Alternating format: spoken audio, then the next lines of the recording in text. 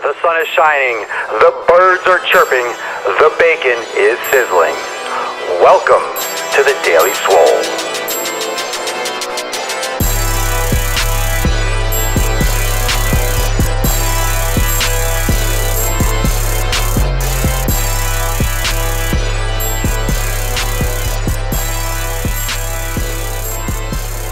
Welcome to episode 38 of the Daily Mother Swole.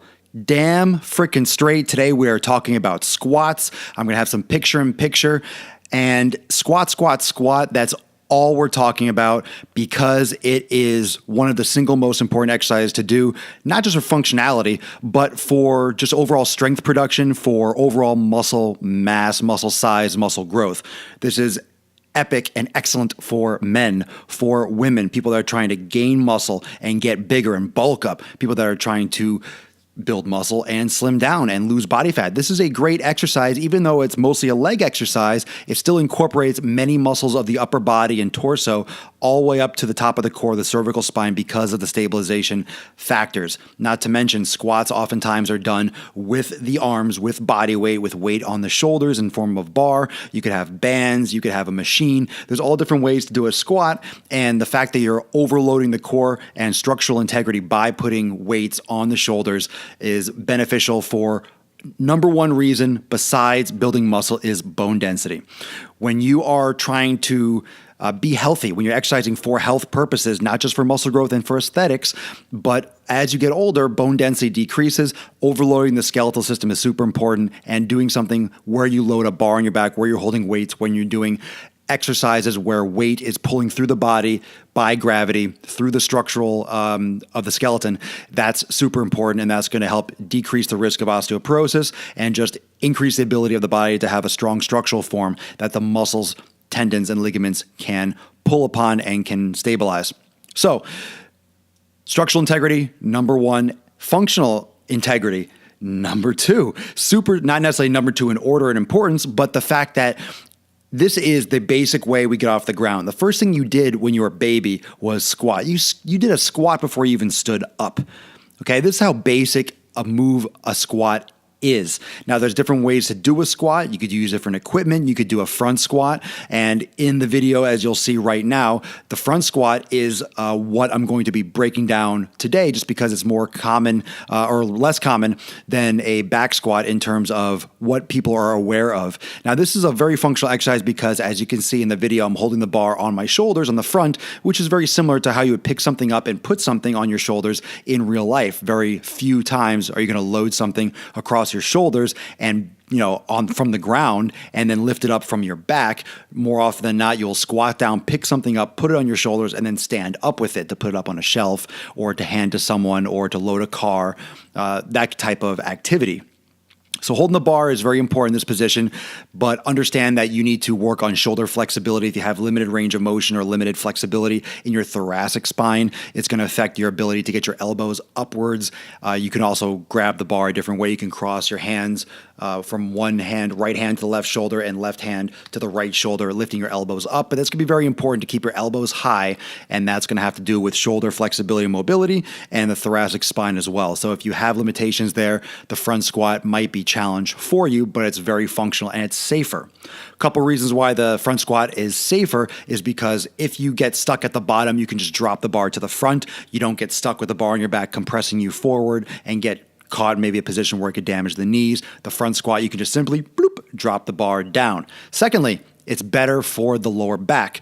The lower back with a back squat is highly stressed as a result of the center of gravity changing and forcing the body to put more stress on the lower back to keep the body in alignment. So there's more lower back activity, lumbar activity, which isn't necessarily a bad thing, but can risk lower back injury, especially if there are existing problems and compensations, which I have mentioned in previous daily swoles that most of you have from sitting down, from sitting in a car, just being immobile too much in your life. This is going to be a concern. So the lower back is always at risk.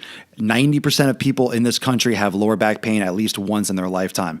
Most of us have it more often. And of course, if you have an injury or recurring injury, from either a repetitive movement pattern like sitting down at work or in a car, or you have an acute injury, for example, a car accident, or you hurt something working out, this puts you at a higher risk for having multiple pains or multiple injuries throughout your life. If you hold the weight in front on the front of your shoulder, what's going to happen is your center of gravity changes and you're able to stay more upright with the torso.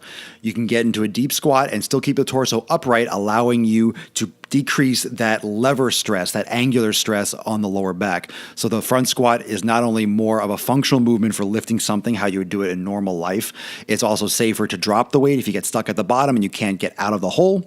And also it puts less stress on your lower back. So all good points for the squat. Getting into the actual form of the squat, the knees should stay directly over the second toe. That's the toe next to the big toe. So you can have your knees going really far out to the side, going wide, looking like a sumo squat, going straight ahead. You can do it in all different fashions as long as your knees are tracking over the toes. So for example, if your toes are going out and your knees are kind of bending in when you squat, if you have tight calves, if you have tight hip flexors or tight TFL muscles in the hip that are tight, and other ones that should be stronger that are weak, if you have imbalances, if you have compensations, what is going to happen? Or your knees might buckle in, and this is dangerous because it increases the Q angle. That's the angle of the femur from the hip to the knee. And by increasing that drastically, by increasing that rotation as well during a loaded movement, you are greatly risking patellar tendonitis, ACL injuries, those types of things, which are obviously very, very bad. And those kind of injuries can last forever and maybe require surgery. So you want to avoid that whenever possible. So make sure your knees, no matter where your feet are, whether they're going straight or out to the side, as long as your knees are going out over the toes, the second toes, then you are in an okay squat position.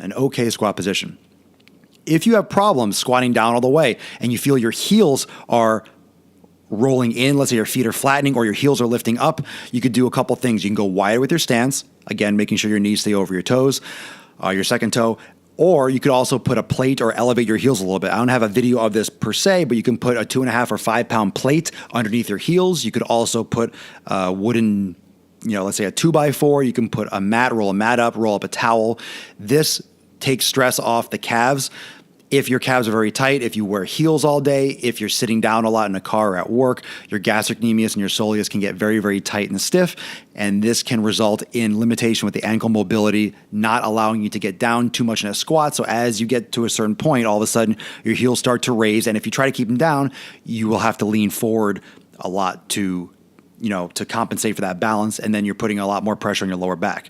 So two things can happen. Your heels roll up and you put a lot of pressure on your knee joint, or you keep your heels down and force them down, and then your body will detour around by leaning forward, and that excessive forward lean can risk the lower back. So bottom line, the squat should be done with good form. You should only go ass to grass if you can do so with a nice flat back. Once your pelvis starts to round at the bottom, that's as far as you should go.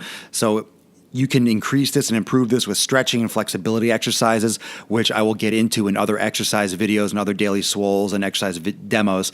Can't get into that right now, but the squat is an extremely functional movement.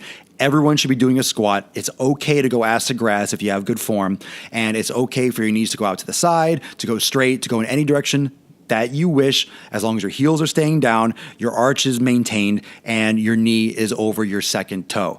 So don't believe the hype, this parallel bullshit. That's only for people that have extreme limitations and don't have good form. If you have good form, if you have no limitations, no compensations, if you're an amazingly functional person and you limit yourself to a parallel squat, you're going to create tightness in the hips. You're going to create those compensations. So one of the best stretches to do is to get into a deep squat and hold this. It's called a yogi squat, and just practice this on a regular basis. And I'll do some of these exercise demos showing stretches, not just these isolation exercises, because I think they're very important. And these are all things that people should be doing, and you all should be doing, my listeners especially, should be doing on a daily basis. That's why I always want you to do yoga, because yoga covers a lot of these issues with tight muscles and also strengthening these weaker ones.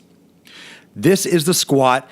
This is essential. This is essential for lower body conditioning, lower body strength, lower body muscle size and tone, functionality of movement, overloading the spine, structural skeletal integrity, and overall muscle development, as it will release growth hormone, testosterone. It'll increase your body's metabolic capacity as a system, not just locally in the legs.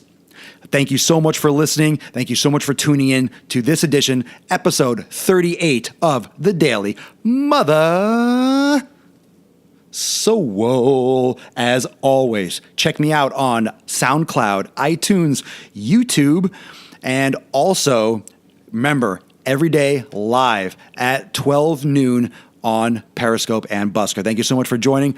See you all tomorrow at 12 noon Eastern Time on The Daily Swole. Peace out.